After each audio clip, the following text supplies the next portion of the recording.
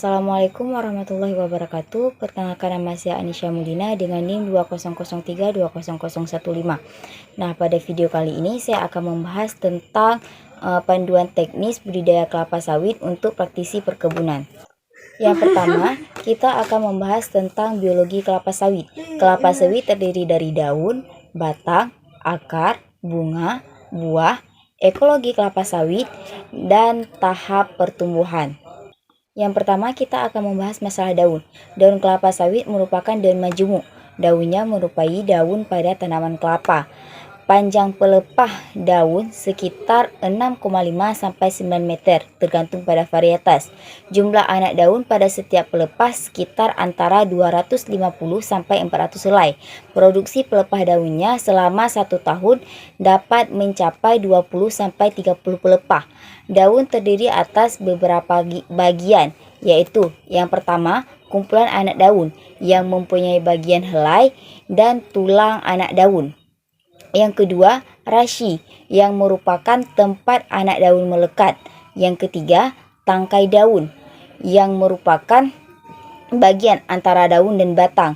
Dan yang keempat, seludang daun yang berfungsi sebagai perlindungan dari kuncup dan memberi kekuatan pada batang. Yang kedua, batang. Batang kelapa sawit berbentuk silinder dengan diameter sekitar 20-70 cm. Tinggi batang bertambah sekitar 45-60 cm per tahun, tergantung pada varietas. Umur ekonomis tanaman sangat dipengaruhi oleh pertambahan tinggi batang per tahun. Semakin rendah pertambahan tinggi batang, maka semakin panjang umur ekonomis tanaman. Batang diselimuti oleh pangkal pelepah daun tua sampai kira-kira umur 11-15 tahun. Batang mempunyai 3 fungsi utama, yaitu yang pertama, sebagai struktur yang mendukung daun, bunga, dan buah. Yang kedua, sistem pembuluh yang mengangkut air dan hara mineral dari akar ke atas serta hasil fotosintesis dari daun ke bawah. Yang ketiga, kemungkinan juga berfungsi sebagai organ penimbunan zat makanan. Yang ketiga, akar. Akar berfungsi untuk menunjang struktur batang di atas tanah, menyerap air dan unsur-unsur hara dari dalam tanah, serta sebagai salah satu alat respirasi.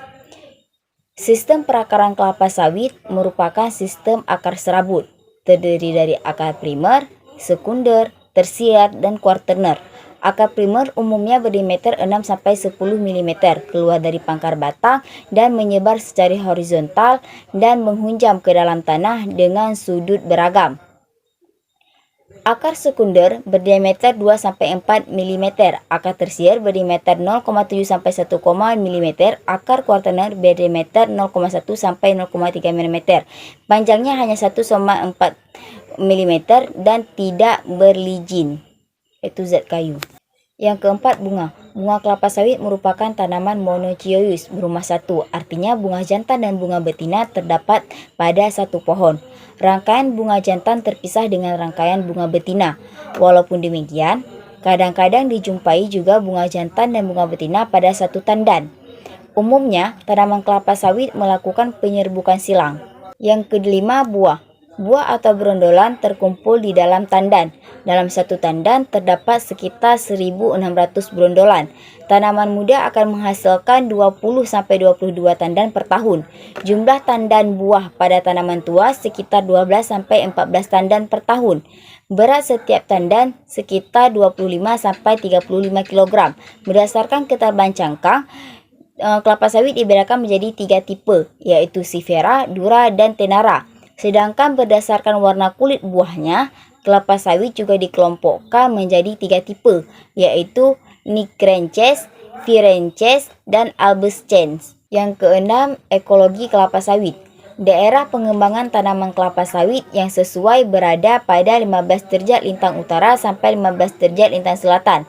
Ketinggian lokasi perkebunan kelapa sawit yang ideal sekitar antara 0 sampai 500 meter dari permukaan laut.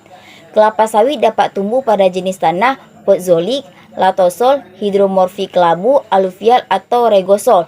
Nilai pH optimum adalah 5,0 sampai 55. Kelapa sawit mengkehendaki tanah yang gembur, subur, datar, berdrainase baik dan memiliki lapisan solum yang dalam tanpa lapisan padas.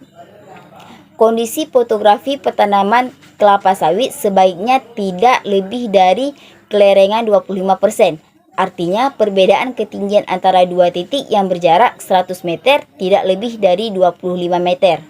Yang ketujuh, tahap pertumbuhan kelapa sawit. Skala BBCH adalah kontribusi meningkatkan komunikasi antara kelompok-kelompok yang berbeda untuk menukarkan data dan hasil penelitian dengan cara transparan. Tujuan ini menyebabkan harmonisasi aplikasi kode desimal untuk mendeskripsikan tahapan pertumbuhan fenologi tanaman dengan 3 angka, yaitu X1, X2, X3. Digit pertama X1 merupakan tahapan pertumbuhan utama, digit kedua X2 merupakan tahapan antara mesostage, dan digit ketiga X3 merupakan tahap pertumbuhan sekunder. Selanjutnya, pembibitan. Yang pertama, pemilihan kecambah. Secara visual, kecambah yang unggul tidak menunjukkan tanda-tanda yang khusus. Kecambah yang unggul secara genetik hanya dapat dijamin kualitasnya dengan sertifikat dari produsen. Pemilihan kecambah bertujuan untuk mendapatkan kecambah unggul sehingga setelah ditanam memberikan hasil atau produksi yang tinggi. Memilih kecambah unggul dapat dilakukan dengan cara mendatangkan kecambah berlegitimasi dari produsen benih yang bersertifikat, yaitu Pusat Penelitian Kelapa Sawit. Yang pertama, Medan, PT Sokvindo, Medan, PT MP London Sumatera Indonesia Tbk, Medan, PT Bina Sawit Makmur, Palembang, PT Tunggal Yunus Estate, Pekanbaru, PT Damimas Sejahtera, Pekanbaru, dan PT Tania Selatan Palembang. Yang kedua, pemeliharaan. Kecambah yang unggul perlu dipelihara dengan baik. Tanpa pemeliharaan yang baik, kecambah unggul sekalipun sulit berproduksi tinggi. Pemeliharaan merupakan aspek penting yang perlu diperhatikan agar didapatkan bibit siap tanam yang baik. Untuk cara pemeliharaan meliputi penyiraman, pengendalian gulma, pemupukan, dan pengendalian hama dan penyakit. Yang ketiga, seleksi. Seleksi pertama kali dilakukan pada saat kecambah diterima di kebun. Kecambah abnormal, patah atau busuk harus dibuang. Di pre-nursery dilakukan 2 kali seleksi, yaitu pada saat bibit berumur 4-6 minggu dan sebelum transplanting ke main nursery. Bibit abnormal memiliki ciri kelainan pada habitus tanaman, kelainan pada bentuk daun, dan kelainan daya tumbuh. Di main nursery dilakukan 4 kali seleksi dengan membuang bibit abnormal. Tahap pertama yaitu pada umur bibit 4 bulan, tahap kedua umur bibit 6 bulan, tahap ketiga umur bibit 8 bulan, dan tahap keempat sebelum bibit ditanam ke lapangan. Selanjutnya ada penanaman. Yang pertama, pemancangan. Pemancangan atau penganciran dilakukan untuk menentukan tempat yang akan ditanami kelapa sawit sesuai dengan jarak tanam yang dipakai. Tujuan pemancangan yang pertama yaitu memberikan tanda-tanda untuk pembuatan lubang tanam sesuai dengan populasi yang direncanakan. Yang kedua, sebagai pedoman untuk pembuatan teras ataupun tapak kuda, drainase lapangan, dan menanam kacangan. Dan untuk alat yang digunakan adalah kompas dan geopositioning system, apnea level atau klinometer, kayu pancang, pancang kelapa dan pancang anak, dan tali plastik ataupun kawat. Yang kedua, pembuatan lubang dan pemupukan lubang tanam. Pembuatan lubang tanam dilakukan minimal 1 bulan sebelum tanam dengan menggunakan alat pengukur ataupun mal. Tujuan pembuatan lubang yaitu yang pertama, memberikan media tumbuh yang baik bagi akar tanaman pada saat pertumbuhan awal di lapangan.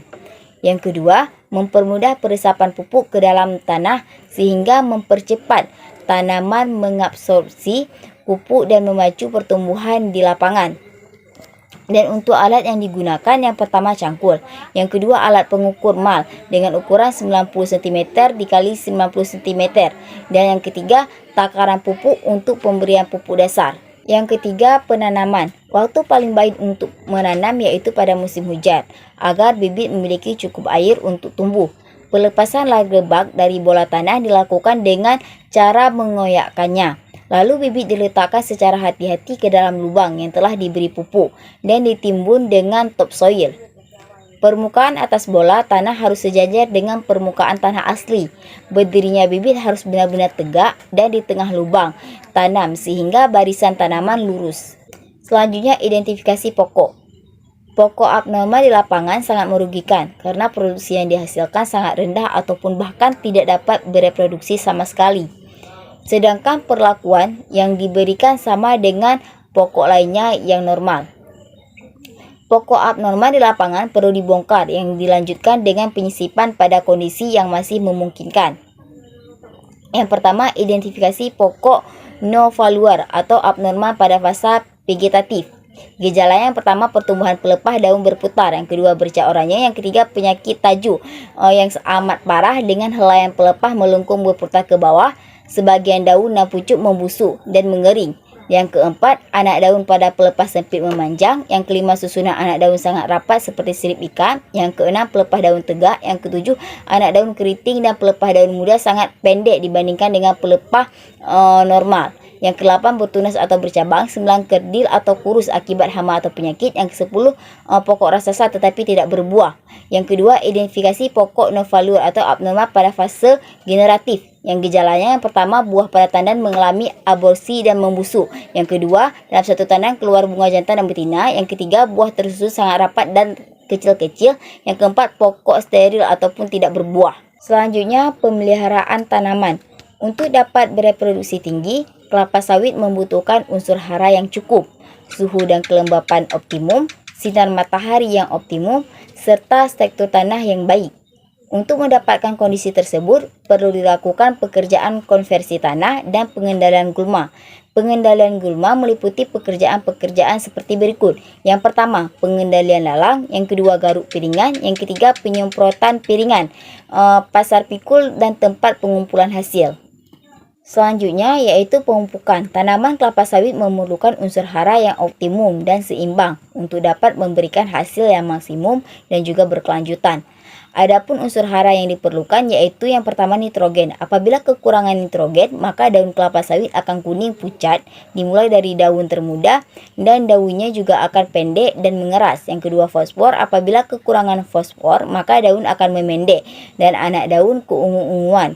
Daun rumputan di sekitar tanaman berwarna ungu, memanjang, batang dan tanda mengecil. Yang ketiga, kalium. Apabila kekurangan kalium, maka akan menyebabkan bercak daun berwarna kuning. Yang keempat, magnesium. Apabila kekurangan magnesium akan menyebabkan daun menguning merah pada daun yang tua. Gejala berat ditandai dengan jaringan yang mati dan gejala tersebut hanya ditemukan pada daun yang terkena cahaya matahari. Yang kelima, boron. Apabila kekurangan boron, maka ujung daun mengeriting seperti tanda bahaya pada gardu listrik dan bagian ujung memendek. Tidak semua unsur hara yang tersedia di dalam tanah dalam jumlah yang cukup untuk memenuhi kebutuhan tanaman, sehingga perlu dilakukan pemupukan. Pemupukan bertujuan untuk menambah kandungan hara yang dibutuhkan tanaman agar tanaman tumbuh optimal. Adapun jenis pupuk yang digunakan yaitu pupuk urea, fosfor, kalium, magnesium, dan boron. Selanjutnya yaitu hama dan penyakit. Hama adalah hewan yang aktivitas hidupnya mengganggu ataupun merusak tanaman. Serangan hama dan penyakit dapat menyebabkan produksi menurun dan menyebabkan kematian tanaman. Untuk menghindari risiko yang berat, perlu dilakukan pengendalian hama dan penyakit secara efektif dan efisien. Adapun jenis hama yang ada pada tanaman kelapa sawit yaitu yang pertama, ulat api. Risiko serangan yaitu memakan daun. Bila serangan berat, tanaman cenderung membentuk bunga jantan sehingga produksi turun.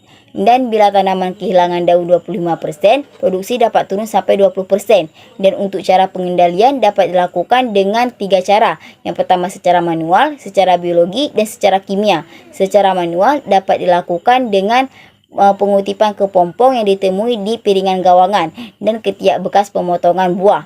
Kemudian secara biologi dapat dilakukan dengan memperbanyak semut angkara ataupun keranggo yang merupakan predator dan secara kimia yaitu dengan penyemprotan. Yang kedua, tikus. Resiko serangannya juga memakan buah dan untuk pengendaliannya dapat dilakukan dengan cara mengumpan atau memberi racun atau dengan memelihara penangkaran burung hantu di kebun kelapa sawit. Yang ketiga, kumbang tanduk. Resiko serangan dalam keadaan ringan menyebabkan pelepah daun patah akibat gerakan kumbang tanduk dan apabila menyerang titik tumbuh makan tanaman akan mati. Dan untuk cara pengendaliannya dilakukan sanitasi lingkungan dan penanaman kacang penutup tanah terutama Mucuna sp. Yang keempat, penyakit busuk tandan buah. Risiko serangan yaitu menyebabkan buah busuk sehingga buah tidak dapat diangkut ke pabrik kerana dapat merusak mutu minyak. Dan untuk pengendaliannya dilakukan dengan penunasan sesuai petunjuk dan membuang dan membakar buah serta bunga yang busuk. Yang kelima, Claudiasase. Resiko serangannya adalah tanaman akan lambat dalam bereproduksi dan buah tidak normal. Kemudian batang yang terinfeksi akan mendapatkan serangan penyakit busuk, pucuk. Dan untuk pengendaliannya harus dilakukan seleksi yang sebaik-baiknya dalam pembibitan agar bibit yang terserang penyakit tidak tertanam dan jangan memberikan pupuk urea pada tanaman yang terserang. Yang keenam, Common Spare Rot. Risiko serangan ringan, tanaman dapat sehat kembali tetapi daun menjadi tidak normal iaitu kecil dan kalau jika serangan mencapai titik tumbuh maka tanaman bisa mati. Untuk cara pengendaliannya, bagian pelepah yang terserang perlu dicabut atau didodos dan pada serangan berat sebaiknya tanaman ditumbang dan diganti apabila memungkinkan. Selanjutnya yaitu perawatan parit. Tanaman kelapa sawit memerlukan kondisi air tanah yang baik ataupun cocok agar dapat tumbuh subur dan bereproduksi tinggi. Untuk menghindari kelebihan air, maka pada tanah gambut dan daerah rendahan dibuat parit ataupun saluran drainase agar parit yang sudah dibuat dapat berfungsi dengan baik. Diperlukan perawatan parit. Drainase pembuatan berfungsi mengeluarkan air dari suatu area tertentu dengan memanfaatkan kondisi alam yang ada seperti sungai, jurang ataupun rendahan. Yang kesembilan, pemanenan. Untuk mendapatkan TBS dengan randimen yang tinggi, perlu pelaksanaan panen yang baik dan sesuai standar matang panen, serta pelaksanaan transportasi yang baik. Untuk cara pemanenan, potong TBS yang sudah memenuhi standar dengan menggunakan alat yang tepat, yaitu dodos untuk pokok rendah dan egret untuk pokok yang tinggi. Produktivitas hasil sangat ditentukan oleh efektivitas tenaga kerja, pusingan potong buah, kematangan buah, loses panen, dan jumlah tenaga potong buah yang tersedia. Setelah dipanen, maka TBS dan brondolan dari THP dibawa ke pabrik sesegera mungkin agar asam lemak bebas minyak tidak lebih dari 3% dan mendapatkan rendemen minyak kelapa sawit setinggi mungkin. Oleh karena itu, untuk pemeliharaan jalan, drainase dan struktur jalan dari segala kotoran dan rumput yang tumbuh perlu dilakukan agar pengangkutan TBS dari kebun ke pabrik selalu lancar. Cukup sekian materi dari saya. Apabila ada kekurangan saya mohon maaf. Saya akhiri dengan wabillahi taufiq wa hidayah. Wassalamualaikum warahmatullahi wabarakatuh.